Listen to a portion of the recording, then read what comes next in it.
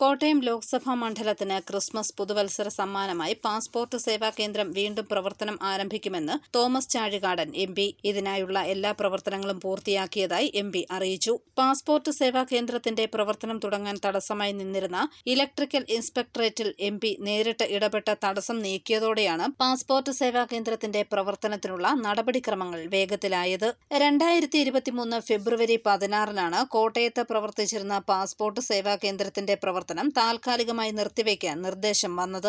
അന്നേ ദിവസം കെട്ടിടത്തിന് ഉലച്ചിലുണ്ടായി എന്നതായിരുന്നു വിദേശകാര്യ മന്ത്രാലയം നൽകിയ വിശദീകരണം. ഇതോടെ കോട്ടയം പാസ്പോർട്ട് സേവാ കേന്ദ്രത്തിൽ സേവനം ലഭിച്ചിരുന്ന പ്രദേശങ്ങളിലെ അപേക്ഷകർക്ക് വലിയ ദുരിതമായി തീർന്നു. Thomas Chazhikadan MP. വിദേശകാര്യ മന്ത്രിയെ നേരിൽ കണ്ട് നിവേദനം നൽകിയും ലോക്സഭയിൽ സബ്മിഷൻ ഉന്നയിച്ചും വിഷയം ശ്രദ്ധയിൽപ്പെടുത്തി. നിരന്തരമായ ഇടപെടലുകൾക്കൊടുവിൽ പാസ്പോർട്ട് സേവാ കേന്ദ്രം കോട്ടയത്ത് തന്നെ നിലനിർത്തുമെന്ന് കേന്ദ്ര വിദേശകാര്യ മന്ത്രി എസ് ജയശങ്കർ ഉറപ്പു നൽകി. കോട്ടയം റെസ്റ്റ് ഹൌസിന് സമീപം ഒലീവ് അപ്പാർട്ട്മെന്റിലാണ് പാസ്പോർട്ട് സേവാ കേന്ദ്രത്തിനായി സ്ഥലം കണ്ടെത്തിയത്. കെട്ടിടത്തിന്റെ 1ഉം 2ഉം നിലകളിലായി 14,000 ചതുരശ്ര അടി വിസ്തീർണമുള്ള സ്ഥലമാണ് സ്ഥാപനത്തിന്റെ നടത്തിപ്പ് ചുമതലയുള്ള ടാറ്റ കൺസൾട്ടൻസി സർവീസസ് പ്രവർത്തന സജ്ജമാക്കിയത്. ഓഫീസിലേക്കുള്ള ഉപകരണങ്ങൾ, അതിവേഗ ഇന്റർനെറ്റ്, കമ്പ്യൂട്ടറുകൾ, AC എന്നിവ സജ്ജമാക്കി. ഓഫീസിൽ എത്തുന്നവർക്ക് ഇരിക്കാനുള്ള സൗകര്യവും തയ്യാറായി. ഒരാൾക്ക് 35 മിനിറ്റിനകം സേവനം പൂർത്തിയാക്കി ഓഫീസിൽ നിന്നും മടങ്ങാനാകും.